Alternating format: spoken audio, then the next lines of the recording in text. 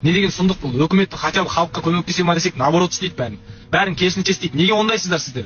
Не болды? Не жетпейді бұл өмірде сіздерге? Не жетпейді? Мына 5-ақ күндік мына өмірде өздеріңіздің міндеттеріңізді орындай алмасаңыздар, не істеп жүрсіздер? Мына өкіметтегі адамдар барлығыңыз орындарыңызды босатқандарыңызды қалаймыз біз. Барлығыңыз кетіңіздерші, өңкей жемқорлар. Өңкей өздеріңізді ойлап қалған сүмелектерсіздер сіздер. Вот беттеріңізге келіп айтылмақ келеді, кездеспейсіздер. Сіздер біз жүрген жерде жүрмейсіздер. Біреу бір нәрсе десе болды, соттайсыздар. Қолдарыңыздан келетін сол. Қарапайым адам бір нәрсе ұрласа, ұру деп айтылады. Ал өкімет бір нәрсе ұрласа, конфискация деп айтылады. Адам бір нәрсені, жай адам біреуді өлтірсе, ол жауыз, ол өлтірді деп айтады.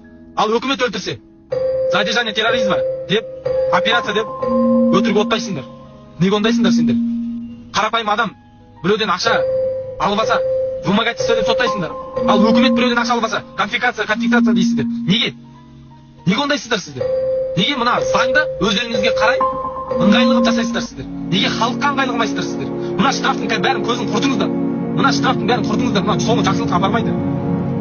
Мына салық, қарапайым, мына кішігірім, мына шағын бизнестерде нелеріңіз бар? Аталарыңыздың құны бар ма? Мына жай переводтар нелеріңіз бар? Сонда мына қара халықтың қалтасына кіргендер болып тұрсыздар ғой сонда сіздер. Перевод ол жай перевод қой. 2006-дағы шаңырақ оқиғасын